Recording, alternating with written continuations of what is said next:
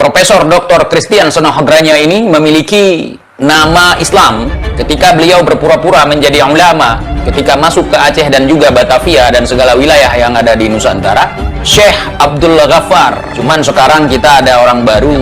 Kalau menurut saya sih, walaupun saya tidak percaya dengan reinkarnasi, seolah-olah seperti reinkarnasi ya. Kalau nggak ngingkar ya nggak makan nasi.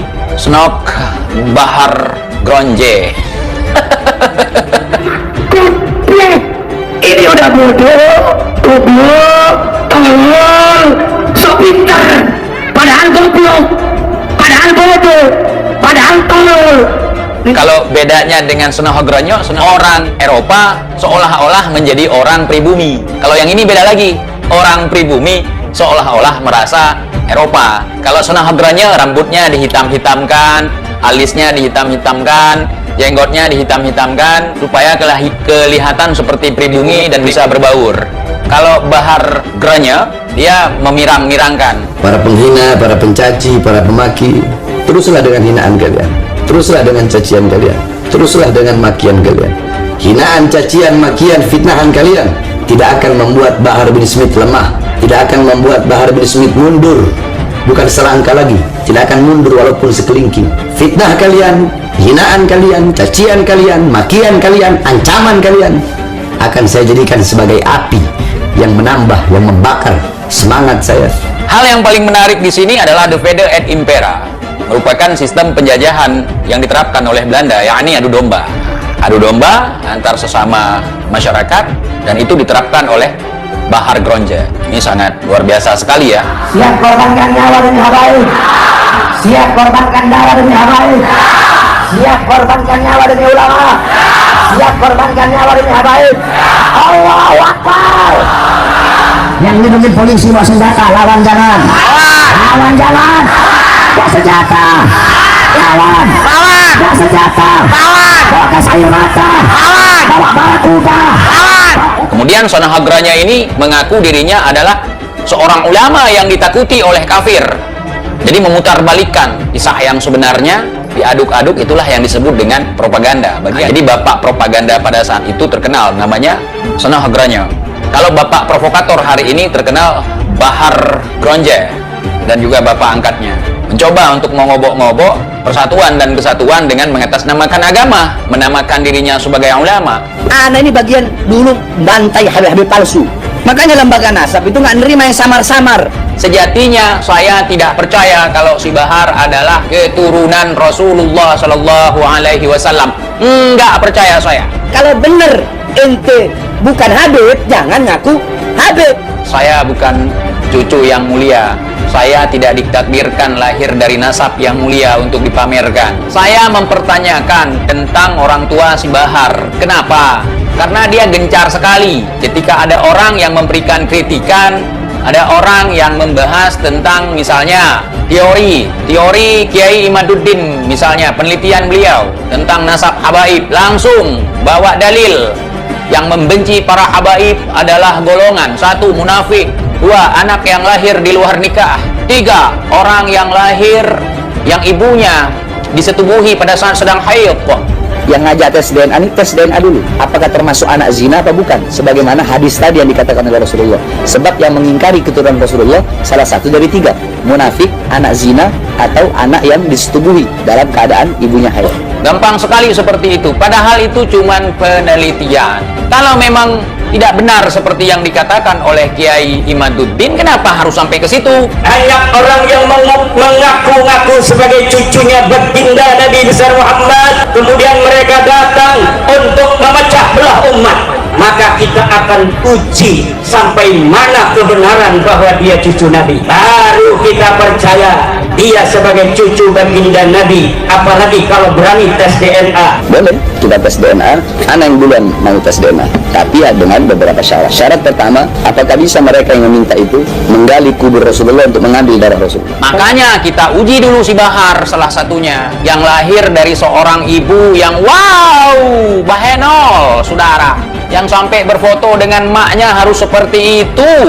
Tolong jawab, tolong bapak kau, mana bapakmu, bapak, mana bapak? Jadi pada dasarnya lembaga nasab itu hanya pengen dijamin kebenarannya, kesolehannya. Yang nggak jelas Nggak ada.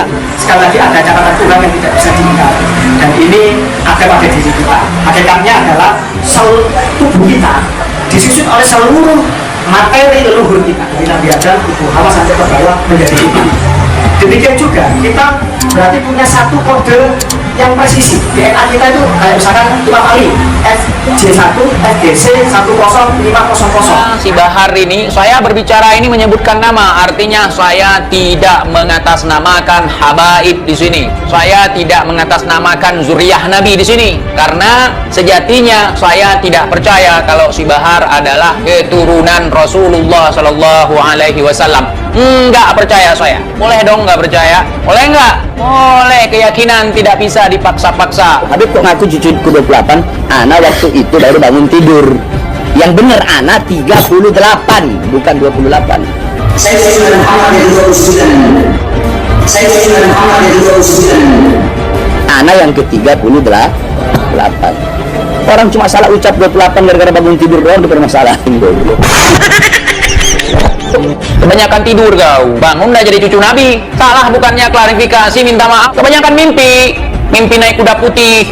Aduh. Dikasih klarifikasi itu ana ditanya ketika ana lagi bangun tidur. Jadi ana bilang 28. Ya, harusnya ana ngomong 38, cuma ana salah ngomong 28. Mana ada Habib emaknya. Emaknya itu kan istrinya Habib juga. Jilbabnya tutup kepala, nampak pantat, tutup pantat, nampak kepala. Nggak ada. Walaupun dia ahwal, walaupun dia bukan kalangan syarifah atau saidah, dia tetap tahu bagaimana menjaga aurat. Aku lama, mak sendiri pun belum bisa dididik dengan benar. Ngaku anaknya Habib, istrinya nggak bisa dididik dengan benar. Blinger itu. Ini curut-curut belum pada ada nih. Ini curut-curut, ini orang-orang yang suka ngomong di YouTube ini. Habib Bahar begini, Habib Bahar begini. Ini makhluk-makhluk gaib ini belum ada ini, syaitan-syaitan iblis ini. Mau syaitan-syaitan yang iblis yang cuma beraninya di dunia maya. Ya. Ini mereka belum ada. Anu udah dakwah duluan ini. Ya. Mungkin mereka masih ngapain, wallahu a'lam, nggak tahu. Ya. Mereka belum ada. Bagaimana kita bisa marah? Kita bangga ada foto ulama di channel kita bersama ibunda tercinta. Kalau memang ibunya, itu ibunya yang angkat kaki ke kepala dia bukan? Tapi mukanya beda ya. Oh itu masih muda TJ, waktu masih muda. Kalau ibunya masih muda waktu itu kok Baharnya gitu-gitu aja. Seharusnya kan masih bocil. Itu aja marah. Pokoknya mereka dengan gerombolannya lah yang paling suka menghina, mencaci dan memaki anak, tapi tidak pernah permasalahkan. Mulut saya tidak akan pernah bungkam selama itu. Mulut saya akan menghina, mencaci, memaki siapapun. Sebab risikonya anak itu risiko kecil. Bukan itu Pak, bahkan bukan dihina, dicaci. Itu terus anak bilang, Pak, tahan saya. Kalau memang ada Bahar bin Ali bin Smith memasang-masang target untuk dakwah. Karena bagi anak, dakwah itu bukan suatu pekerjaan. Nih, saya berharap si Bahar yang punya channel Said Bahar, tolong angkat foto maknya biar kita tahu, oh maknya. Nah, ya kan? Oh, ini loh maknya. Baru kita posting nanti. Lagi ini mak yang bener, kemarin mak pura-pura gitu. Oh, ya. Kemarin mak ketemu gede. Ini mak yang benar-benar mak. Tuh, TJ dibilang, TJ anak PSK, nggak apa-apa. Tai kucing, ngaku-ngaku murid tanah pondok pesantren, disuruh Habib Bahar pondok pesantren, buat pondok pesantren. Ana bangun ini pondok pesantren pakai darah, pakai air mata. Ana tidak pernah memerintahkan siapapun untuk keluar keliling cari bantuan buat pondok pesantren, nggak pernah. Ini tanah dijual 450 juta semua, ada 1.300 meter. Saya tawar 400 juta, tawar belum ada duitnya. Makanya kalau ada bapak-bapak, ibu-ibu di sini yang mau nambah-nambahin, satu orang 500.000, besok langsung saya telepon Pak Koswara, tolong urus tanahnya Pak Koswara. Anak bangun ini pondok pakai darah, pakai air mata. Ada memang yang nyumbang, yang ngasih semen, ada yang ngasih uang, ada yang ngasih ini. Tapi berapa sih? Ini bangunan, nanti lihat bangunan pondok udah habis berapa miliar. Paling dari uang sumbangan dari apa orang-orang itu, paling cuma berapa ratus juta. Sisanya dari mana? Itu mau tahu dari mana? Mau tahu dari mana? Dari langit, dari pohon, dari emas, dari uang pribadi anak. Sebenarnya nggak pantas, nggak perlu anak ceritakan ini. Habib Soleh mau ngasih berapa? 200. 1 juta. Bang Rocky 1 juta. Bang Refli. Bang Refli 5 juta 100.000 kan. Oh, Bang Refli 6 juta. Haji Oping 20 juta. Takbir. Takbir. 500.000 Abang Saleh. 1 juta Abu Bakar 1 juta. 1 juta Habib Hanif. Ke Sobri 500.000 lagi ya.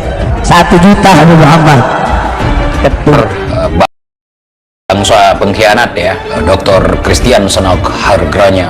Beliau adalah seorang Belanda yang pernah menempuh pendidikan di Saudi Arabia, kemudian dijadikan sebagai ikon untuk perlawanan Belanda terhadap Aceh dengan cara menyamar sebagai ulama.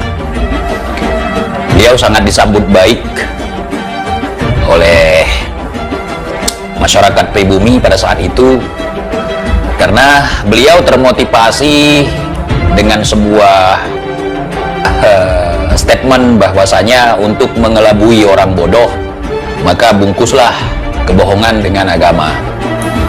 Nah, itu merupakan salah satu motivasi beliau, mengingat pada saat masa-masa perang, yakni antara Belanda dengan waktu itu belum ada Indonesia, yakni dengan Nusantara. Terkenal pada saat itu Nusantara hampir seluruh kawasannya sudah mengenal Islam ya, dan tentunya semangat jihad kaum muslimin pada saat itu baik di kalangan ulama, santri, tokoh-tokoh, bahkan masyarakat secara keseluruhan melawan Belanda dengan semangat jihad.